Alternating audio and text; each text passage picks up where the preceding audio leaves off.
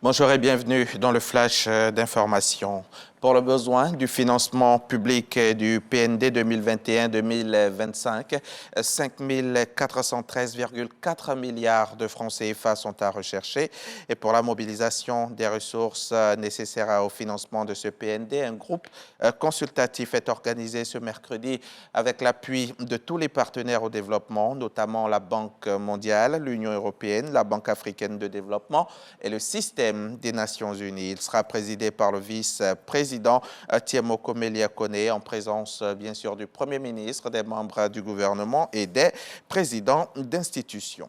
L'actualité, vous le savez, c'est aussi l'Africa CEO Forum, le plus grand rassemblement du secteur privé africain. Les 13 et 14 juin 2022, les décideurs politiques et économiques du continent se sont rencontrés ici à Abidjan pour mettre en place des stratégies pouvant raviver durablement la croissance africaine. Hier mardi, s'est tenu le panel présidentiel, le panel auquel a pu assister Viviane Aïma. Elle nous en fera un compte-rendu complet tout à l'heure dans le 13h. Pendant 48 heures, donc, Abidjan a réuni un parterre de personnalités à l'occasion du Africa CEO Forum. En marge de l'événement, le vice-président de la République que vous apercevez là, Tiemoko Melia Kone, s'est entretenu avec les représentants de la Chambre de commerce américaine. C'était hier mardi, toujours en présence de Viviane Aïma. Elle nous en parlera également dans le 13h.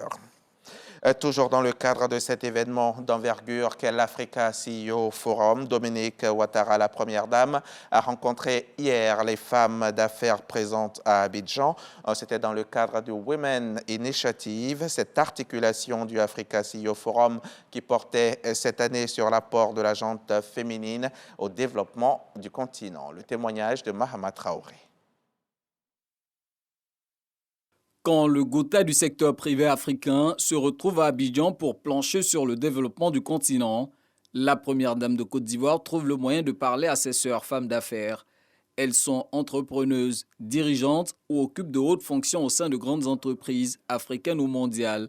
C'est en admiration de leur courage que Dominique Ouattara a tenu à partager avec elles ce cocktail baptisé Women Initiative à la faveur de la 8e édition du Africa CEO Forum. À l'heure où les décideurs publics, les dirigeants d'entreprises et les investisseurs se mobilisent pour élaborer des stratégies de reconstruction et de développement de l'Afrique, les femmes ont un rôle d'acteur de développement majeur à jouer. Pour ma part, j'ai choisi d'apporter ma pierre à la construction de l'Afrique en renonçant à ma carrière de chef d'entreprise au profit de mon rôle de première dame depuis 2010. C'est à ce titre que la première dame de Côte d'Ivoire mène des actions d'envergure au profit des plus faibles. Citons les actes posés par sa fondation Children of Africa dans le domaine de l'éducation, de la santé et du social, son combat pour l'élimination du travail des enfants et celui pour l'autonomisation des femmes avec le Fonds d'appui aux femmes de Côte d'Ivoire. Le FAFSI est un fonds à taux réduit destiné à financer les activités génératrices de revenus des femmes ivoiriennes qui ne sont pas éligibles aux sources de financement classiques. Aucune caution financière, ni aval, ni frais ne sont exigés à nos sœurs pour pouvoir bénéficier du FAFSI.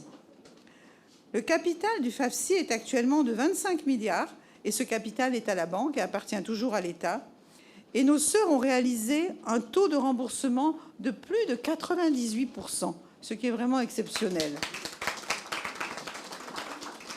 Il a été octroyé à plus de 300 000 femmes ivoiriennes qui peuvent ainsi prendre en charge leur famille, soit plus de 2 millions de personnes sorties de la pauvreté. L'expérience du FAFSI nous prouve que les femmes peuvent contribuer de façon significative à l'édification d'une Afrique plus forte.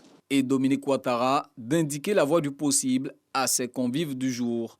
Chères sœurs, il incombe aux femmes dirigeantes de prendre la place qui est la leur et d'asseoir les bases de leur participation active dans la reconstruction de l'Afrique par des décisions fortes et des actions concrètes. C'est à ce prix que nous pourrons jouer véritablement notre rôle dans cette Afrique en pleine reconstruction. Outre cette adresse, Dominique Ouattara s'est prêté aux questions des femmes d'affaires. Pour certaines, bénéficier de l'expérience de la première dame de Côte d'Ivoire et pour d'autres, la soutenir dans ses actions pour un impact plus significatif. Un mot d'actualité internationale à présent. L'armée française a quitté lundi au matin la base militaire de Ménaka au Mali, dans le nord-est. Les clés du camp ont officiellement été remises aux forces armées maliennes dans un transfert qui est l'avant-dernière étape du retrait total de la force Barkhane du Mali. Il y a encore un moment, 850 soldats occupaient ce camp de Ménaka aux côtés des soldats de Barkhane. Il y avait des hommes, les hommes de la Task Force Takuba, notamment des Tchèques, des Estoniens et des Suédois. Ce lundi, donc, le dernier convoi a donc quitté Ménaka, direction la base de Gao, qui à son tour sera restituée prochainement. C'était annoncé à grand bruit par le gouvernement britannique. Le premier avion d'expulsion de migrants devait décoller hier mardi soir, donc direction le Rwanda. Finalement, la Cour européenne des droits humains a obligé le charter à rester cloué au sol. La Cour européenne des droits humains a accordé aux passagers de l'avion une suspension de leur obligation de quitter le territoire.